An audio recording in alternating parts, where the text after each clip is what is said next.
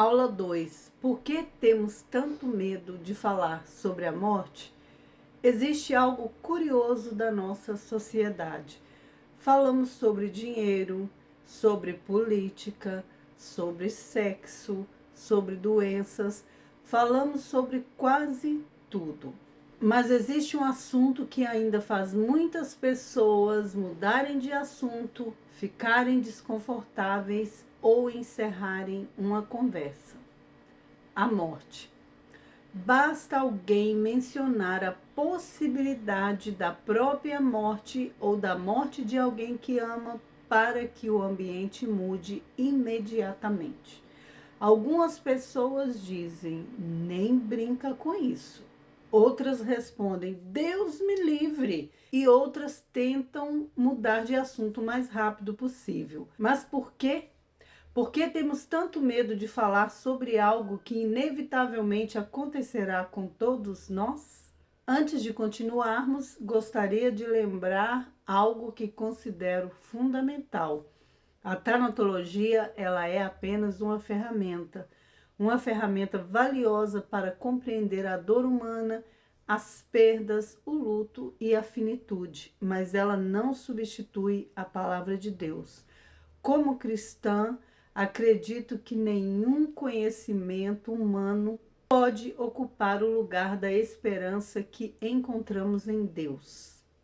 A tanatologia pode nos ajudar a compreender o medo, mas é Deus quem pode trazer verdadeira paz ao coração. A tanatologia pode nos ajudar a entender a morte, mas é a palavra de Deus que nos apresenta a esperança da vida eterna. Por isso, utilizaremos o conhecimento como ferramenta, sem perder de vista a dimensão espiritual da existência humana. Agora vamos voltar à nossa pergunta. Por que temos tanto medo de falar da morte? A primeira razão é simples. Porque a morte nos confronta com aquilo que mais tentamos evitar, a nossa vulnerabilidade.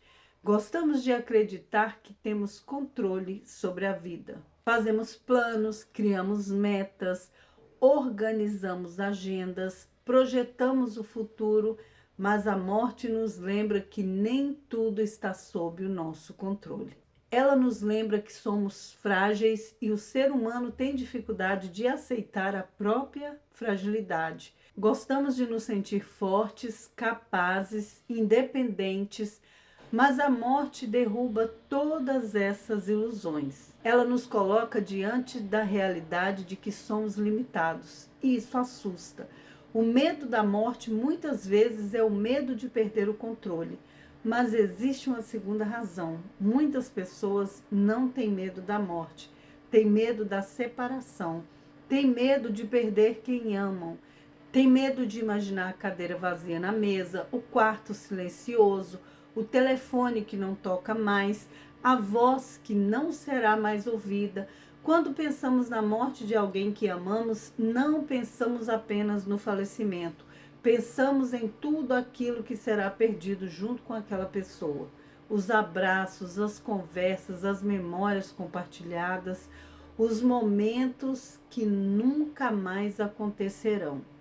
Por isso a morte dói, porque o amor cria vínculos e todo vínculo rompido produz sofrimento. Mas existe ainda uma terceira razão. A morte nos obriga a pensar sobre o sentido da vida. Se vamos morrer, então por que estamos aqui? Qual é o propósito da existência? O que realmente importa? Essas perguntas são profundas e muitas pessoas passam a vida inteira tentando não pensar nelas. Refletir sobre a morte quase sempre nos leva a refletir sobre a maneira como estamos vivendo. E nem sempre gostamos das respostas que encontramos. Às vezes percebemos que estamos gastando energia com coisas que não importam. Às vezes percebemos que estamos adiando aquilo que realmente importa e às vezes percebemos que estamos sobrevivendo e não vivendo. E isso pode ser desconfortável. Por isso, muitas pessoas fogem do assunto. Mas existe algo ainda mais profundo. A sociedade moderna não apenas evita falar sobre a morte, ela tenta escondê-la. Observe como vivemos. Envelhecer virou um problema. As rugas precisam ser escondidas, os cabelos brancos precisam desaparecer, a fragilidade precisa ser disfarçada. Tudo parece girar em torno da ilusão de juventude permanente. Como se fingir que a morte não existe pudesse impedir a sua chegada, mas não pode. Ignorar a morte não nos torna imortais, apenas nos torna despreparados. E aqui existe uma grande diferença. Falar sobre a morte não atrai a morte.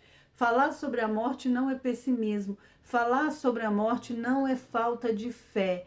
Pelo contrário, falar sobre a morte é reconhecer a realidade da condição humana, é aprender a lidar com algo que faz parte da existência, é desenvolver maturidade emocional, é construir recursos internos para enfrentar as inevitáveis perdas da vida.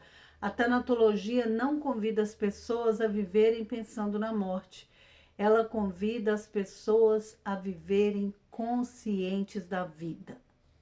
Porque quando compreendemos que nosso tempo é limitado, começamos a fazer perguntas diferentes. Começamos a valorizar mais os relacionamentos, começamos a valorizar mais os momentos simples, começamos a entender que muitas preocupações que nos consomem hoje talvez não tenham importância alguma daqui a alguns anos. A consciência da finitude reorganiza prioridades. E talvez seja exatamente isso que nos assusta, porque ela nos obriga a escolher o que realmente merece o nosso tempo, o que realmente merece nossa energia, o que realmente merece nossa vida. Ao longo da minha caminhada como tanatóloga, percebi algo muito interessante. As pessoas que conseguem falar sobre a morte de forma saudável geralmente vivem com mais liberdade. Elas amam com mais intensidade, perdoam com mais facilidade, valorizam mais os encontros, agradecem mais, reclamam menos, não porque são perfeitas, mas porque compreenderam algo importante. A vida é preciosa justamente porque é limitada. Porque se aqui nesse mundo ela fosse infinita, talvez não tivesse o mesmo valor. Gostaria de encerrar essa aula com uma reflexão. Imagine que você está olhando para a sua vida daqui a 20 anos. O que realmente importará? Os problemas que hoje tiram o seu sono? As discussões pequenas? As preocupações que ocupam a sua mente diariamente? Ou serão as pessoas que você amou? As memórias que você construiu? Os momentos que você viveu? As vidas que você tocou? Talvez o medo da morte existe para nos lembrar de uma verdade. O tempo, ele é um presente. E cada dia é uma oportunidade que não volta mais. Por isso, em vez de fugir da reflexão sobre a morte, talvez devêssemos permitir que ela nos ensine a viver melhor. Gostaria de encerrar com as palavras de Eclesiastes capítulo 3. Há tempo de nascer e tempo de morrer. A Bíblia não ignora a morte. Ela a reconhece como parte da existência humana, mas também nos lembra que existe um propósito para cada tempo debaixo do céu. Obrigada por estar comigo nessa segunda aula. Na próxima aula vamos falar de um tema que todos enfrentam em algum momento da vida. O que é o luto? E o que realmente acontece dentro de nós quando perdemos alguém ou alguma coisa importante? Até a próxima aula.